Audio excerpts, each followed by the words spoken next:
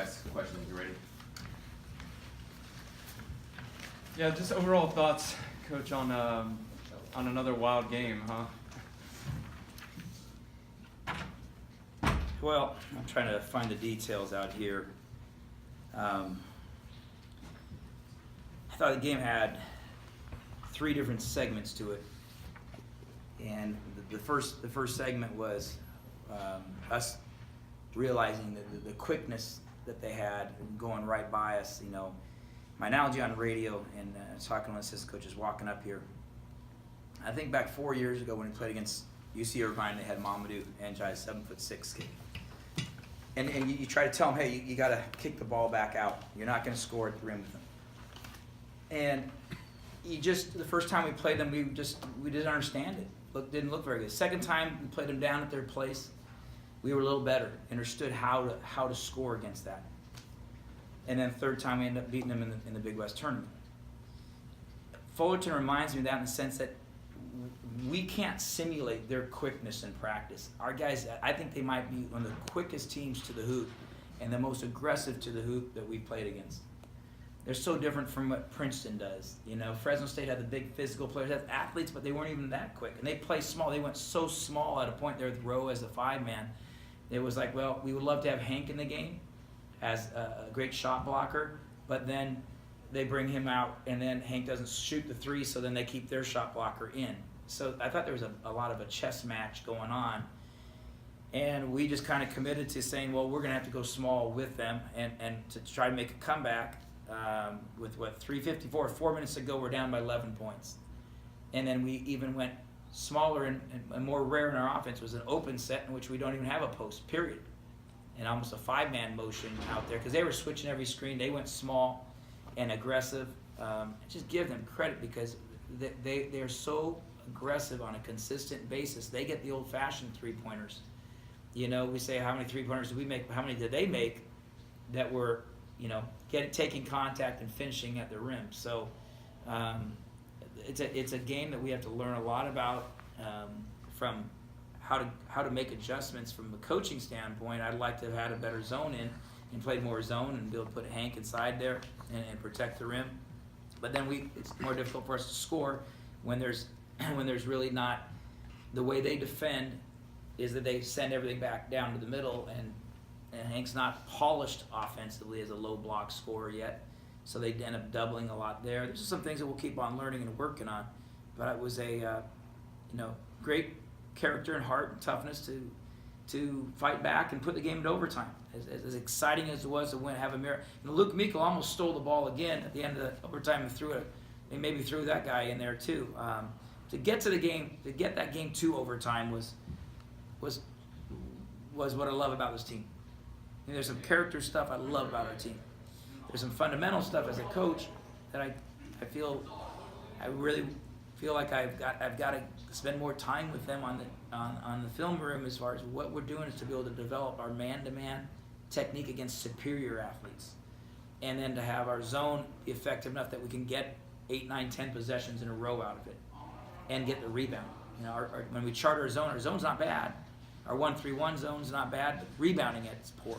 You're all distorted away from the hoop. I'd like to have a better 2-3 zone in there. But you got to be able to rebound out of that. And even our 2-3, they were able to penetrate. They reversed it once, and we went a couple possessions of it. They drove baseline on it. So we got work to do. Now we don't have work to do in our effort, in our character, in our coachability. We got work to do in the strategies of the game. So you would feel comfortable like putting in the zone normally, or is something you need to work on more to feel? Well, we have a zone in. We have two zones in. Mm-hmm. It's just it's allocation of time. You know, for example, we're playing Hawaii, and Hawaii runs a lot of good sets and actions, and so you're like, okay, what do you do on Monday? You start introducing. We play them on Wednesday. You have 2 practices, and kids got to go to class, so you only allowed 3 hours with time. So it's like, well, do you spend a half hour on zone? Well, Hawaii's not a team that we're going to have to zone on. We're going to have to do a lot of man-to-man there, so you have to kind of wait until you play a team that you might use the zone. So, right. You know, we obviously spend, you know, we chart how many hours that we're spending on each defense and each offensive stuff, and you videotape it, and you're trying to really break it down and say, well, how much are we really going to use? And I thought the last time that we were in that position was Bethune-Cookman. It was the same thing. They were just so aggressive, quick, strong. and when we tried to zone them, then they just flew in and got offensive boards on it. And so we would like to be a 90% good, solid man-to-man team, but that 10% is needed in games like this when a team only takes 8 3-pointers, is driving repeatedly to the hoop, and your rim protection and your resistance is just not there. And so that's the biggest part that we have to improve upon. Joe, they switched up defenses about halfway through the first half there and really kind of stymied your guys' offense. There were whole possessions, I think the ball didn't get below free throw line or free throw line extended. And it seemed like that was kind of how they built their lead. And can you talk about like what kind of difficulty you guys had with that? Unfortunately, 2 things went on in FAD. One, we had 2 ways that we wanted to attack it, and one was try to, keep the guards up top, bring the wings up, and reverse and get the ball to the baseline.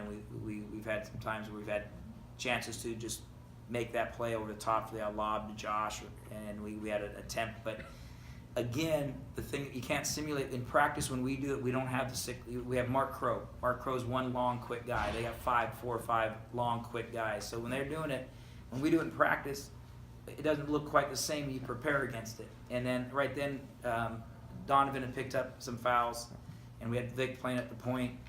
He didn't have as many reps at that, so he was a little uncomfortable, had a couple of turnovers in that little area that time. At halftime, we changed how we were going to attack it, so we brought 4 guys, 2 guys up, and it was like, okay, let's put the shooters down, and attacked it a little bit differently. Just again, it's like when we played, SMU, and we had a press or UTA and SMU on a Texas trip, and we said, okay, that press break works until you see 6'7", 6'8", 6'9" long guys, and it was like, well, that doesn't work as well. And then you have to change based upon the length of it, because of the passing lane, you think, oh, just throw it over that guy's arms. Oh, go ahead. It's more difficult to do that, and so that's our biggest adjustment. So we have to play against those teams and understand. Okay, that's the first time we've seen a real 1-3-1. We run it, but theirs is longer than ours.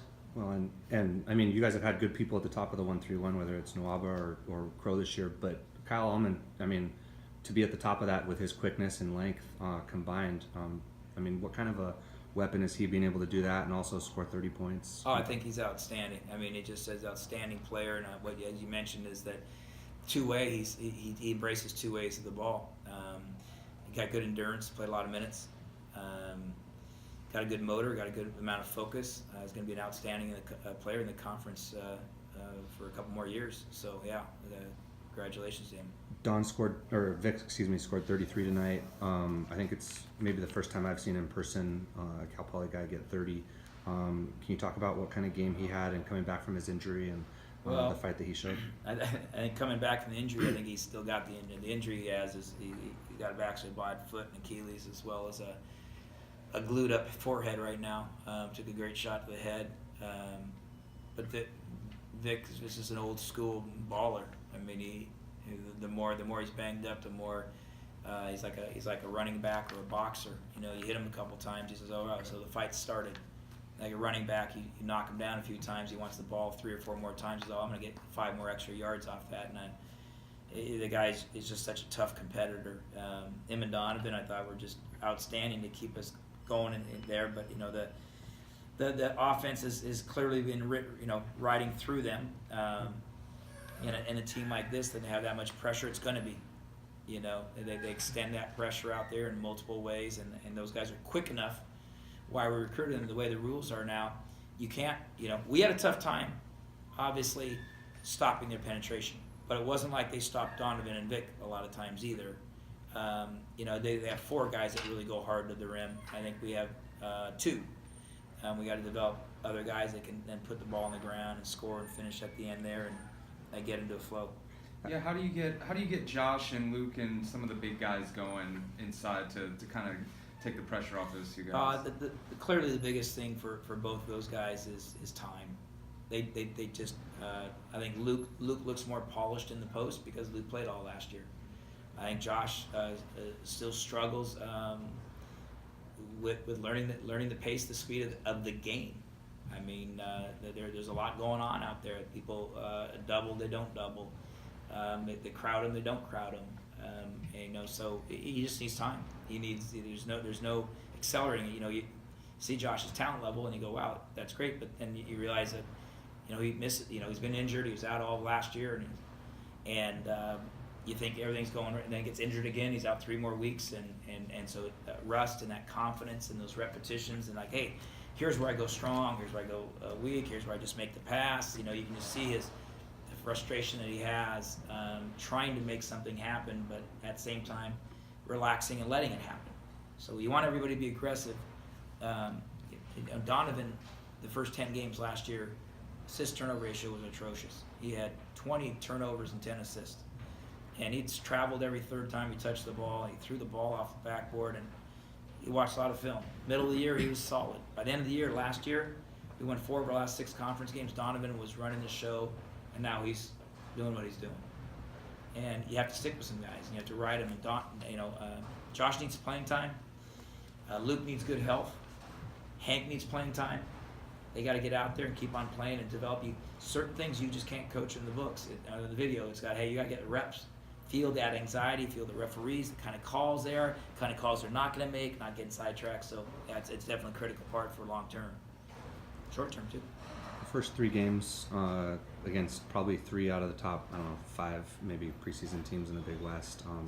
Hawaii and heading to Hawaii is never an easy thing, although you guys have had some success there. Did you feel like after the big push on Thursday that late tonight, maybe in the last minute or 2 of overtime, I don't want to say like fatigue built in or whatever, but you saw maybe a couple plays where where the ball got turned over or the block shot or something like that, and then how do you kind of recharge and rejuvenate headed to the end? Yeah, there's actually two times in the game I really felt it. There was a period of time about middle of the first half, I thought we hit a wall. I looked at some of our guys, and then that fatigue had hit.